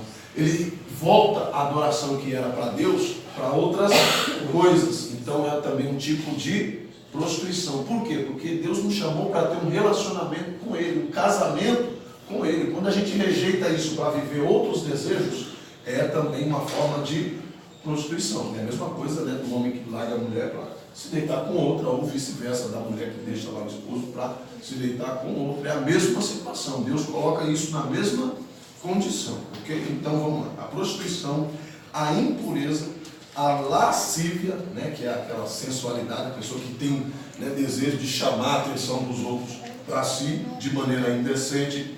A idolatria, né, que é voltar a adoração de Deus para imagens e coisas semelhantes a essa. Feitiçarias, inimizades, aquele tipo de pessoa que não se dá bem com ninguém. Isso também é um tipo de quê? Né? De fruto da carne. Uma pessoa não tem nada de Deus em si. Porfias, né? Que é aquela pessoa difícil de lidar, difícil de conversar. Emulações, iras, pelejas, dissensões, ou seja, que é tudo coisa do mesmo balaio, ok? E heresias. Deus está dizendo, mas eu não creio. Eu não creio no que está escrito aqui. Eu creio no que eu creio. Eu creio, sei lá, em qualquer outra coisa, mas eu não creio na palavra revelada do jeito que ela está diante dos meus olhos. Isso é heresia. Eu distorcer aquilo que Deus está falando aqui na sua palavra. A palavra está dizendo assim, mas eu não creio assim, eu creio assado. Não, eu tenho que crer naquilo que Deus desperta em mim. O que mais? Inveja. A pessoa que tem inveja nunca foi cheia do Espírito Santo. Né? Homicídios, bebedices, glutonarias e coisas semelhantes a essas. Que okay? é isso? Essa última palavra que você falou. Glutonarias. Né? A pessoa tem desejo, aquilo que a gente estava falando ontem, é o mesmo sentido daquela palavra que a gente estava falando ontem. A pessoa ser soberba, né? Querer tudo para si. Essa glutonaria é isso. A pessoa não se... Sabe aquela pessoa que nada preenche? Né? Aquela pessoa que busca, quer sempre, nunca está bom. Entendeu? Eu tenho que ter tudo, mas tudo que eu tenho não me satisfaz. Okay? Então esse tipo de pessoa que nada está bom, nada preenche, nada serve, isso não é fruto e nem desejo de alguém que está cheio do Espírito Santo de Deus. Ok? Agora, as coisas semelhantes a essa, acerca da quais vos declaro, como já antes tinha dito, que os que cometem tais coisas não herdarão o reino de Deus. Não herdarão, não vão entrar no céu as pessoas que produzem esse tipo de sentimento, nem esse tipo de coisa. Ok? Mas os frutos do Espírito, os frutos do Espírito Santo são, quais são? Caridade, alegria, paz, longanimidade, benignidade, bondade, fé, mansidão e temperança. A pessoa que tem o Espírito Santo de Deus, ela precisa manifestar esses dons. É lógico que não é de uma hora para outra, né? Nós vivemos uma situação de transformação. Então o Espírito Santo vem e pouco a pouco a pessoa vai trocando esses frutos da carne pelos frutos do Espírito. Pouco a pouco essa pessoa vai ficando mais amável, essa pessoa vai se preocupando, né, com a necessidade dos outros, que é o caso aí da caridade, certo? Essa pessoa é uma pessoa alegre, independente da circunstância em que está vivendo. Tem gente que às vezes está numa prova lascada e você só vê a pessoa sorrindo. Às vezes a gente, por muito menos, a gente reclama e a gente vê e fala, nossa, se eu estivesse no lugar dessa pessoa, eu estava me descabelando. Mas essa pessoa vive alegre, vive feliz. Por quê? Porque o Espírito Santo está nela mesmo. Então ela sabe que a recompensa dela não é daqui. Então o que falta, ela sabe que Deus a qualquer momento pode agir e pode suprir a sua necessidade. Ou seja, se eu tenho amor, paz e tudo, mas eu não tenho mansidão, quer dizer, ainda não tenho o espírito da mansidão, mas tem os outros aí invocando. Você tem que buscar, precisa chegar nesse ponto. Mas, no mínimo, um cristão cheio do Espírito Santo de Deus deve ter no mínimo 90% aqui, pelo menos quase todos. Eu não posso ter 2. Se eu tiver só 2, está ruim. Se eu tiver só 3 desse aqui, tá ruim. Se eu tiver 4, tá ruim. Se eu tiver 7, tá mais ou menos. Né? E eu estou procurando o quê? Me enquadrar em quê? Nesse contexto aqui. Porque esses aqui são fruto de quem é cheio do Espírito Santo de Deus. Tem pular aí? Tem o quê? Pular aí? Tem bater palma aí? Tem dar pirueta? Falar em língua? Não tem. Rodopiar. Então, certo? Não posso confundir uma coisa com a... Mas Eu posso fazer isso? Posso. Não é pecado você falar em língua, não é pecado você pular, não é pecado você girar, certo? Mas você tem que fazer tudo isso estando cheio de quê? Qual é o combustível para mim pular? Qual é o combustível para mim rodar? Qual é o combustível para mim falar em línguas? Qual é o combustível? Aqui, ó, os frutos do Espírito. Esses frutos são combustível para mim manifestar a presença da promessa de Deus. Deixa eu só Eu estava apanhando aqui para perguntar por ela. Não, no caso, aqui falou do homicídio, né? Aí Certo. falou que não entrarão no reino do céu. Aí a pessoa foi lá e matou algumas pessoas Certo. e depois se arrependeu. Certo. Não, mas aí a pessoa, aquilo, antes de conhecer o Espírito Santo, o que o Espírito Santo vem fazer? Convencer do pecado. Se você não tem pecado, o Espírito Santo vai te convencer do quê? Ok? Deu para entender? Então, eu matei, eu roubei. Só que o Espírito Santo veio agora sobre a minha vida e eu me arrependi de tudo aquilo. O que eu estou fazendo? Eu estou os frutos da carne e os frutos do Espírito. Só que a gente aponta aquela pessoa que mata com revólver lá fora. Mas tem gente que mata dentro da igreja. Tem gente que não suporta ver o seu sucesso. Tem gente que não suporta ver você crescer. Tem gente que não suporta ver você progredir.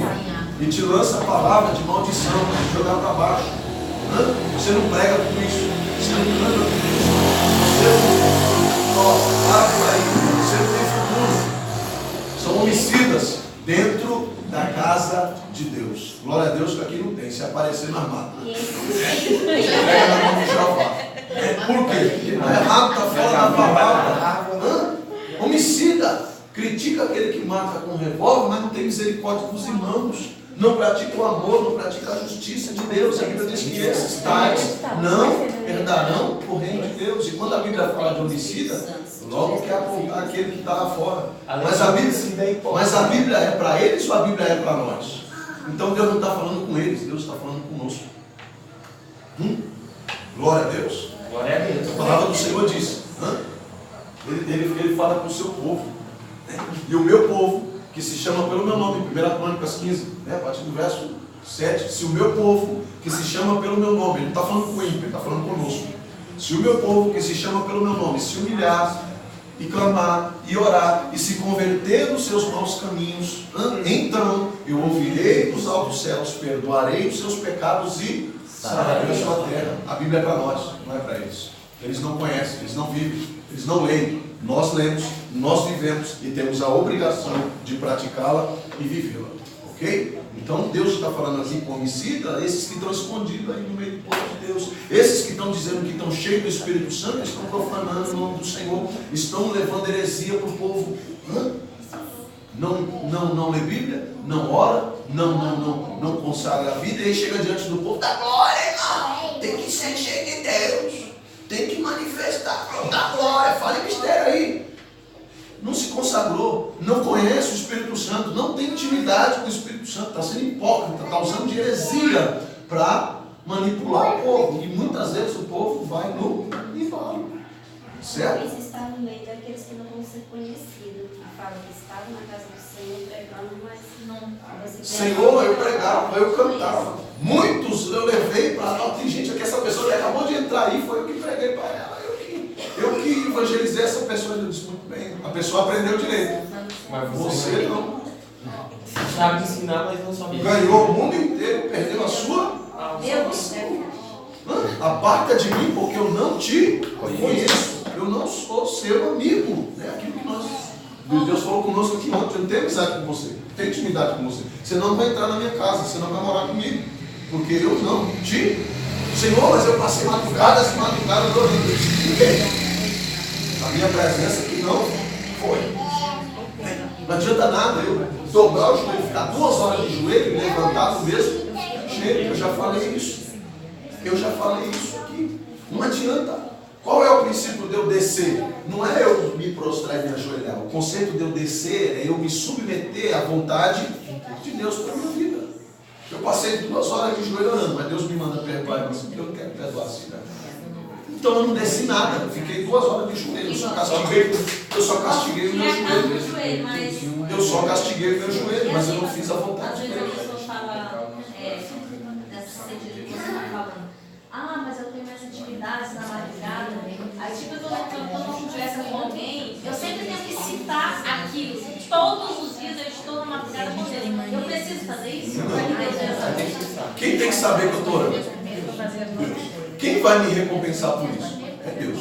Quando eu digo isso, eu estou buscando glória para mim. Tem dia que a gente sobe num monte que quem está aqui na igreja que não foi, nem sabe que a gente subiu. Nem sabe que a gente foi. Tem orações, consagrações que a gente faz, que a gente chega aqui e não fala. Agora, qual o propósito de eu consagrar o dia inteiro? É chegar aqui e dizer, não, eu passei o dia hoje no jejum e tal, e hoje o negócio vai ser. Isso para qual mim o propósito? é exibição? É aquilo que a palavra fala. No seu quarto e horas. Em ser. O que fizer com a mão direita, não deixar a esquerda saber. E não deixa nem transparecer o teu rosto. Você está sem comer, você está consagrando. O próprio Cristo ele chamou de hipócritas, aquele que vai lá nos muros, né? Nos muros das lamentações, vai lá e começa a orar para todo mundo ver a sua oração, ouvir sua oração. A intenção dele é chamar a atenção eu estou orando. O próprio Jesus falou, não seja como hipócrita. Quer falar comigo? Entra no quarto, fecha a porta. É diferente de você ter uma oportunidade. Você vai orar por quê? Pela igreja. Então eu vou o quê? Pronunciar para a igreja. Eu estou orando por vocês e levando vocês também a orar e a interceder. Mas a Bíblia fala do quê? Daquele tipo de pessoa que chega lá e começa. Ah, Senhor, porque o Senhor sabe como eu tenho andado. O Senhor sabe que os meus passos são retos. O Senhor sabe de como eu tenho feito, tanto que eu tenho estudado. Falta de O que é que isso é? Para mim isso aí vai mudar o quê? Para minha vida isso aí vai mudar o Se ele ouvisse esse tipo de oração, ele falaria. Não sei não. Obrigado por não ser igual a esses, Senhor, que não ora, que não... Eu já sabe. Eu já vi cada... Aí Jesus está dizendo, hipócrita, tira primeiro a trave do seu olho, depois você se preocupa, tira o argueiro do seu olho, depois você se preocupa em tirar, né, o espinho, o argueiro do olho do seu irmão. Primeiro você cuida do seu. Né? Então, é esse tipo de oração que Jesus está falando. Meu filho, vou orar desse jeito aí, nem ora, porque você vai perder tempo. Certo? Viu? Para balancear aí o entendimento, entramos no mesmo. Agora sim, entramos no entendimento aí. Já estava preocupado. Aí, Matânia, você fez um... Eu falei, eu não tenho Espírito Santo. Como assim? Eu não peguei ninguém pra ti. Eu estava preocupada com os Mas filhos, você agora eu já que pensa. entendi. Só que você não tinha batido em ninguém ainda. A gente pensa isso. Mas às vezes a gente ganha a pessoa sem mesmo a gente saber que está ganhando as É pessoas. isso também. Isso é bonito. Então, não, porque assim, já me disseram que eu não tenho, porque eu não falava em língua. Eu também pensei, quando eu fui batizado, que para ser batizado eu tinha que falar em línguas. Aí eu fui mudando o conceito depois que eu Mas fui aí eu me convenci do contrário, né? Visto que não falava isso aí agora, eu acabou de confirmar. Ela é língua estranha, né? Língua... Às vezes, você chega num determinado lugar, ou seja, numa igreja, numa campanha, num lar, aí você está explicando com ele, eu estou externo, aí quando tudo termina lá, aí vem a palavra lançada contra você. Nossa, irmão, você vai para a igreja todo dia, está sempre se consagrando, está sempre aprendendo, está sempre, não dá um glória, não vejo mais o manifestado do Espírito Santo na tua vida, está desviado. Você ouviu? Você vê que é duro ouvir essas coisas? Aí você pergunta, né, qual é a manifestação do Espírito Santo? A gente entra da carne para fazer sentir que está batizado pelo Espírito Santo para mostrar para o irmão do lado. Entendeu? É o que eu ia falar. Essa pessoa, você pergunta para ela quais são os frutos do Espírito. Não sabe nem responder. Então você não diga para mim que você está cheio do Espírito Santo, você não conhece ele. E se responder é pior, porque aí vai procurar falar em língua e não tem lá no Vai falar língua que ele nem sabe. Não, é sério. Você sabe o que é ser cheio do Espírito Santo? Então vem cá. Eu já ouvi. Sim, vem cá. Eu já ouvi Aí isso. você fala, Pessoas falarem pra mim,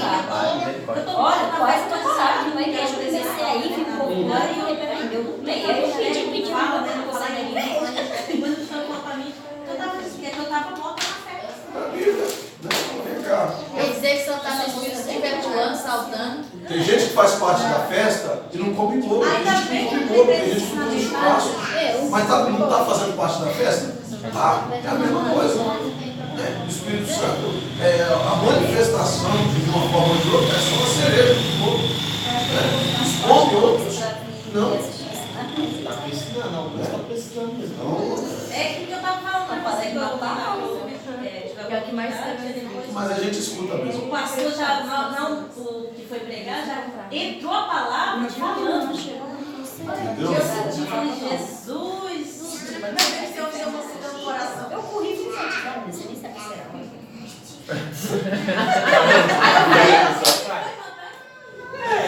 Aí eu chegou nela e falou, você é batizado nas águas? Não. Aí então se não batizar, você vai pro inferno hoje. Foi correndo se batizar. Tomou um banho logo e falou, deixa ele entrar logo. Com a vida toda torta, fui batizar. Você acredita? Você? Sim, sua vida toda torta. Por quê? As pessoas hoje, Os verdadeiros homicidas dentro da igreja são esses. entendeu? Aí pega a pessoa. Estudam e vai Não, lá essa palavra. pega a pessoa. Não, o batismo é um ponto aí que nós vamos entrar também. Então, quando eu entrar ali, eu já vamos, já que entrou no assunto aí, ele está lá na frente, depois eu corto ele.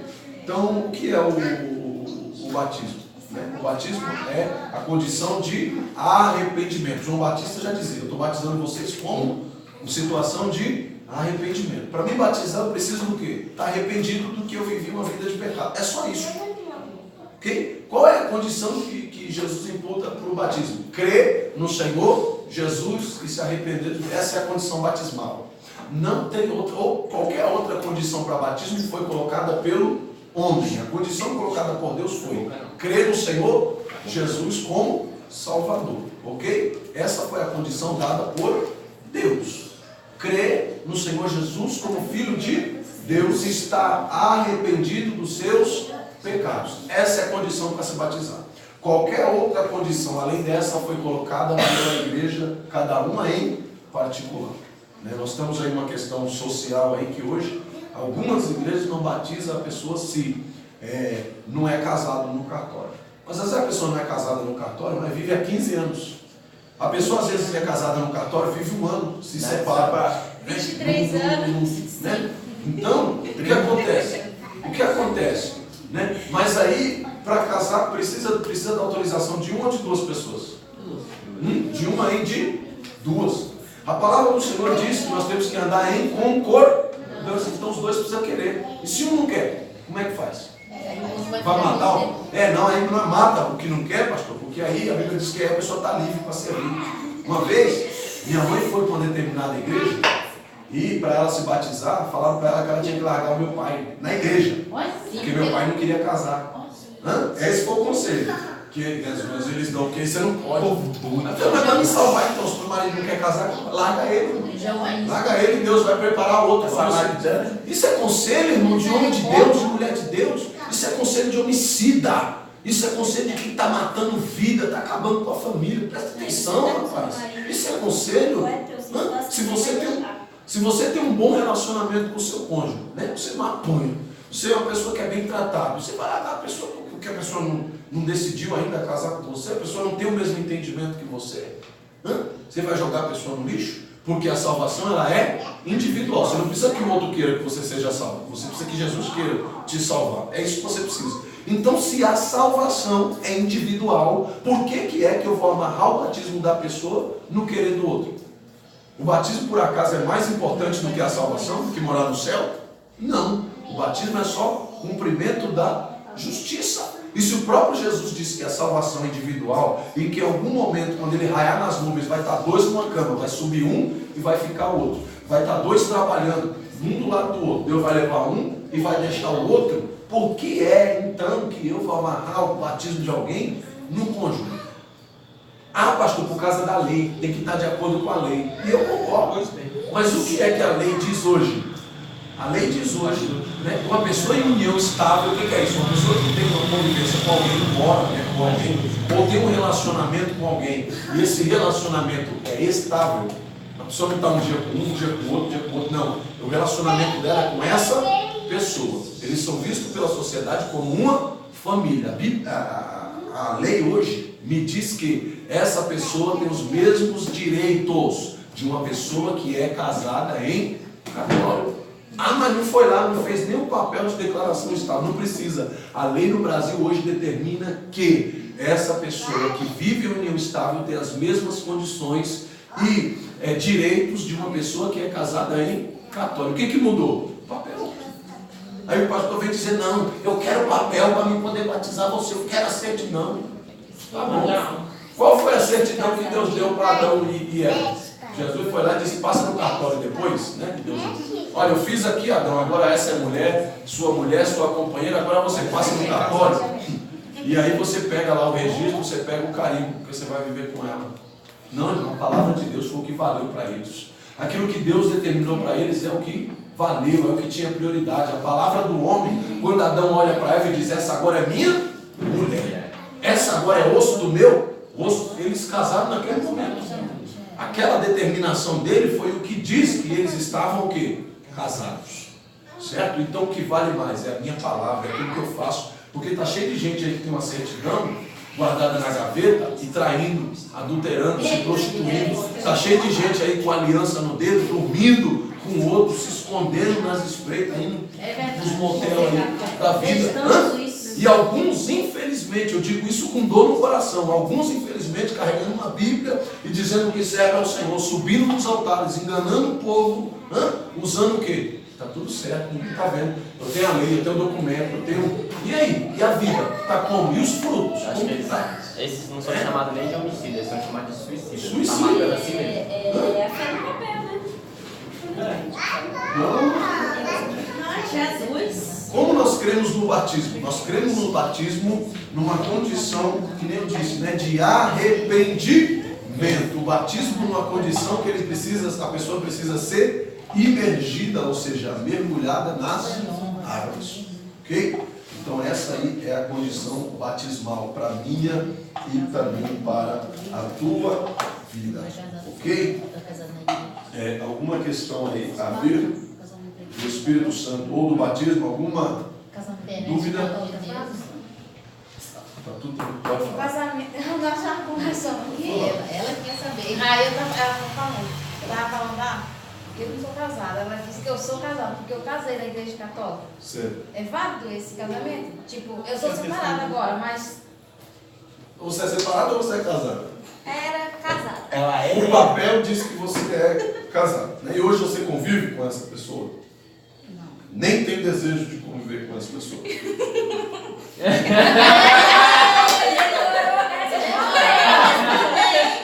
Olha o sentimento. Como você se determina? Como você se coloca? Qual o seu ponto de fé nesse assunto? E aí? Esse é o seu ponto de fé. Se você não se decidir, Deus não vai decidir por você. Mas não ele tem já como tem Deus outra fazer nada. pessoa. Então como você se coloca? Então se ele já decidiu conviver, hoje você é uma mulher o quê? Divorciada. A pessoa me deixou. O que a Bíblia diz nesse ponto aí? Porque se vocês são casados, a pessoa agora se envolve com outra pessoa, está casada com outra pessoa, a Bíblia já cortou a relação de vocês. Hoje, a Bíblia te dá direito de viver uma nova vida, certo? Porque agora, se vocês ainda estão casados no papel, e se Deus tiver alguma coisa ainda com vocês, né, o próprio Deus pode reverter essa situação e operar um milagre na sua vida. Porque quem foi lá e tem, né, a determinação tanto de Deus, não importa a placa que tinha na igreja onde vocês casaram, Deus estava presente. Não importa quem foi o pastor, quem fez a ministração, Deus estava presente. Ok? Mais do que? As pessoas precisam se decidir. Talvez você não tenha se decidido, mas se a outra pessoa já se decidiu, Deus. A Bíblia Mas fala. essa Foi pergunta da irmã passado. é o quê? Ela quer saber o quê? Ela foi casada, ela quer saber se é considerado um cristão ou pro batismo. Casou e separou. Qual é a pergunta que ela quer saber? As duas condições. Ela quer saber se hoje ela é uma mulher casada ou Separada. né? Qual é a condição dela? Como isso? E se o batismo Porque é. toda vez que eu falo com a minha sogra, ela diz, você é uma mulher casada ainda. Não. Eu digo, como eu sou casada? Se ele já arrumou outra mulher. A Bíblia te dá o direito, né? Por que a Bíblia não carta de divórcio? Mas Por que a Bíblia Só para vir as parentes, você esqueceu. esqueceu dessa parte. Sogra, cunhado, filho, parente. Olha o que Jesus. Não tem mais. Tem, acho que em Deuteronômio 22, Vira fala que a parente. mulher está livre. Se o homem a deixar. Tem mulher também. Você está entendendo? A própria palavra de Deus é que isso é um outro ensinamento, está fora do que a gente estuda hoje, mas vamos lá. O que a Bíblia diz para você, né, e para mim? Essa condição não foi dada por Deus, e por Deus aconteceria o que nesse relacionamento? Um perdão, uma reconciliação. Essa vontade de Deus é essa, a vossa santificação. Mas pela dureza dos vossos corações, Moisés vos deu carta de divórcio. Deu o direito de vocês se separarem. Por quê? Porque as pessoas hoje não conseguem se perdoar, não conseguem se relacionar, não conseguem voltar a ter uma vida de comunhão. E se o outro não se arrepender, não tem como Deus fazer nada. Deus não vai intervir no livre-arbítrio que Ele mesmo deu. Então, se a outra pessoa se decidiu, não quer tomar essa posição, você está livre para seguir a sua vida. Essa certidão ela foi rasgada, anula, e agora você precisa o quê? Ter essa consciência de que eu estou vivendo em Deus. Senhor, a minha vida está nas tuas mãos, porque se você também não cortar o laço, a pessoa continua tocando a vida, a pessoa continua sendo feliz e você fica amarrado num relacionamento que já está morto, a sua vida não segue para frente e você continua vivendo em sentimentos que já não servem mais para você. Você fica impedida de viver uma nova vida e uma nova história, sendo que o próprio Deus já te deu condições de viver em novidade de vida diante da presença do Senhor. Então eu te aconselho, se desprenda dessa situação. Deixa Deus operar na sua vida e te honrar, te dar dupla honra, porque o diabo ele tentou te envergonhar, mas você está vivendo em Deus. Entrega a sua vida na mão do Senhor, nesse aspecto de Senhor, essa condição aqui, ó, pega lá o papelzinho, o Senhor está aqui, o Senhor sabe o que é certo e o que é errado. Eu coloco o senhor juiz dessa causa aqui, está nas suas mãos, e você vai ver o agir de Deus. Mas enquanto você ficar preso naquilo, é meu, não, Senhor, está nas suas mãos, está aqui, ó, a minha parte eu fiz, enquanto estava na minha mão, eu fiz o que estava nas minhas condições, mas agora não depende mais de mim, agora está na sua mão. Você vai ver o que Deus vai fazer. Antes se libera desse sentimento. Ele falou isso para a irmã, eu já ouvi muito. Casados é para sempre, só depois que morre. Quando acontece essa morte? E quando às vezes o defunto, o que nós precisamos entender é que às vezes o defunto está vivo. Não entendi nada. Às vezes o defunto está vivo. Não entendi. Não entendi. A Bíblia diz que Deus olhou para o povo. Presta atenção para você não se perder depois. A Bíblia diz que o povo, o que estava acontecendo? O povo estava pregando. Yuri, senta aqui, ó. Põe sua cadeira aqui, senta aqui. A Bíblia diz que, como estava o povo de Israel? O povo estava cantando, o povo estava louvando, o povo estava participando de cultos, ok? E agora Deus olha para o profeta e diz: ô profeta, para mim esse povo aí está morto. Senhor, mas o povo está vindo nos cultos, o povo está louvando, o povo está aí. Mas o profeta Ezequiel disse: Senhor, eu estou vendo o povo congregando, o povo... mas Deus disse: eles não estão tocando no meu coração, o louvor deles não está chegando a mim, eu estou falando e eles não estão obedecendo, para mim eles estão mortos. Um casamento que não tem mais amor, um casamento que não tem mais cumplicidade, um casamento que não tem mais verdade, um casamento que não tem mais um relacionamento de cumplicidade, esse relacionamento já está morto. Essa pessoa já morreu. Uma pessoa que não consegue te dar amor, não consegue te dar carinho, não consegue te suprir em nada, uma pessoa que só te dá desgosto. E aí? Uma pessoa que te deixa para poder viver com outra, uma pessoa dessa já está morta, não está mais vivo, o relacionamento não está mais fluindo, ok? Então uma pessoa dessa está em condição de morte. Uma pessoa, casamento é para a vida toda, e a mulher vive apanhando. O cara vive descendo a lenha na mulher, e a pessoa é obrigada a apanhar a vida inteira.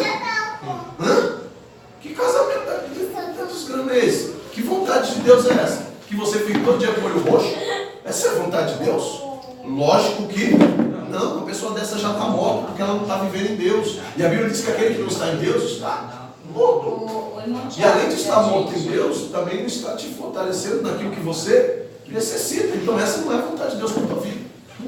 Ok?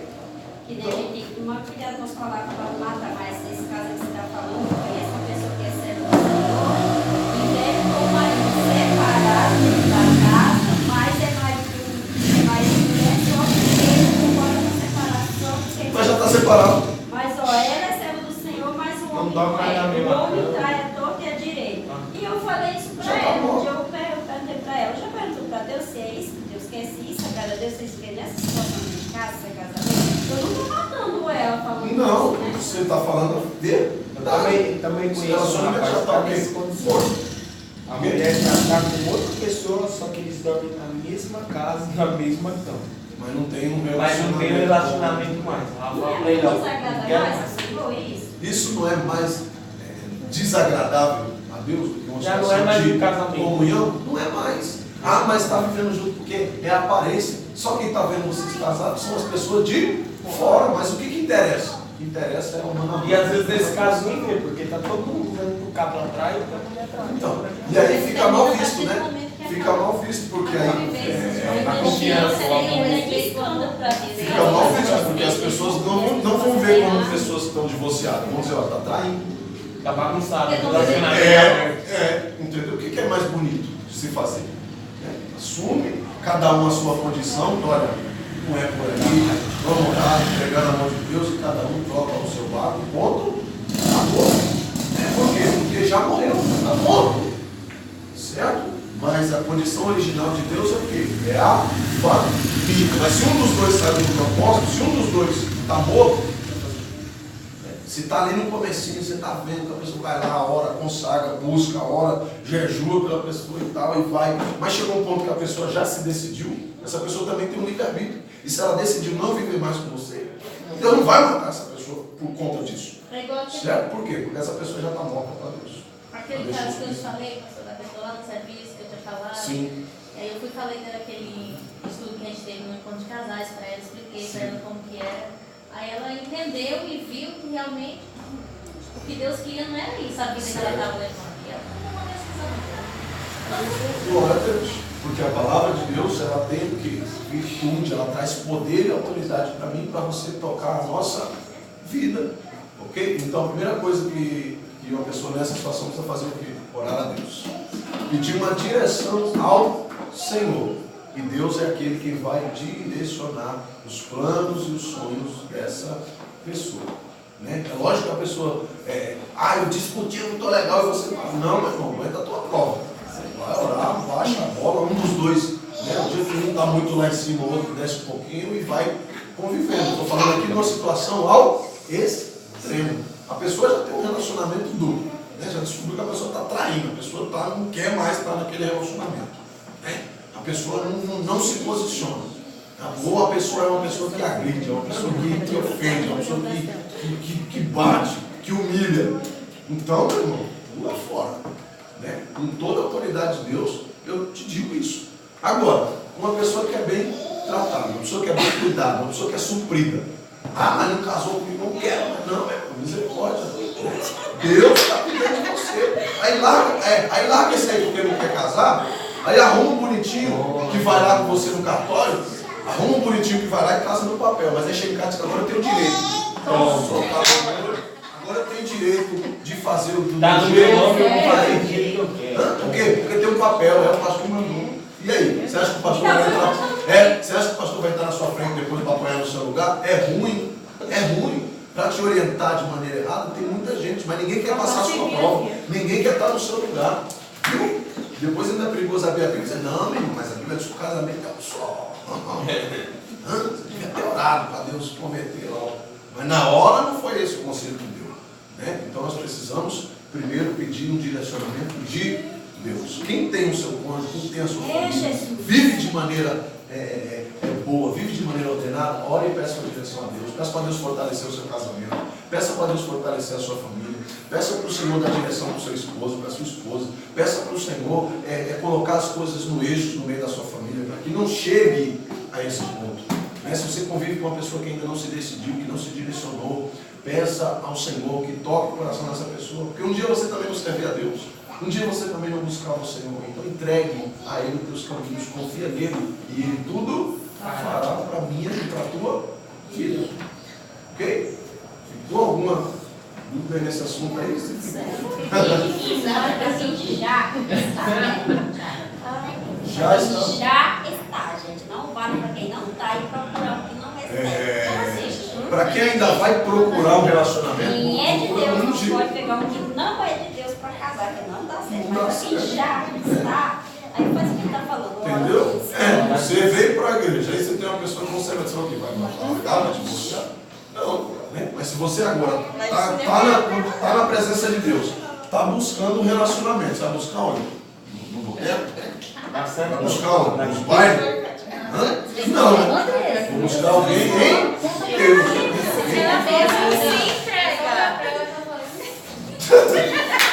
Vamos lá. Entramos aí no campo de guerra. Vai. Mas está conciso isso na mente de vocês, ok? Então, o batismo ele tem lá as suas representações. E eu não posso colocar uma condição que está além da condição que Jesus impôs para o batismo. E qual foi? O arrependimento e eu crer em Jesus. Essas foram as condições para o batismo cristão para toda e qualquer pessoa em qualquer lugar do mundo. Ok? Alguma observação? Não? Vamos orar e agradecer a Deus. Nós vamos pegar Todo mundo virou a parte do engenheiro material. Tem muitas perguntas. Vai calculando com vez. Cada ensinamento é esta. Vamos devagarzinho. O gostoso passa tão rápido a hora, você nem percebe, né? Você tem que ficar.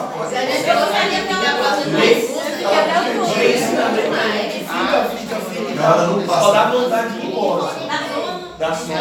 Você não aprende nada.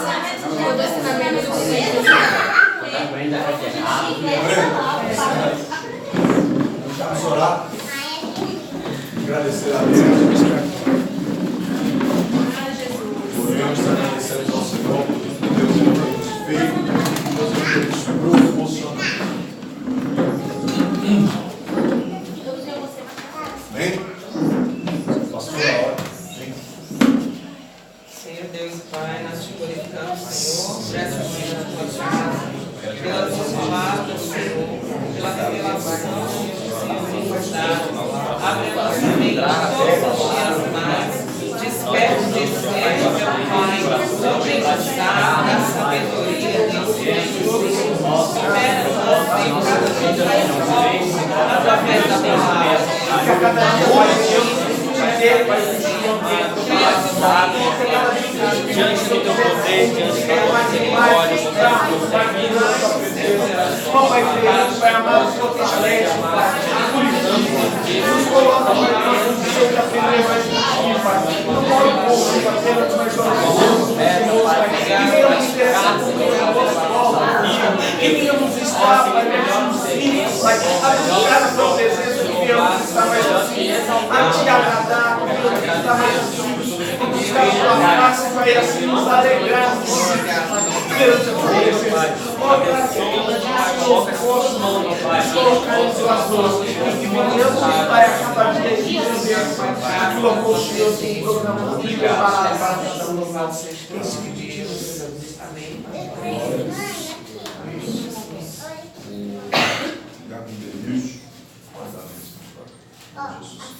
O grande amor de Deus Pai, a comunhão e a consolação do Espírito Santo,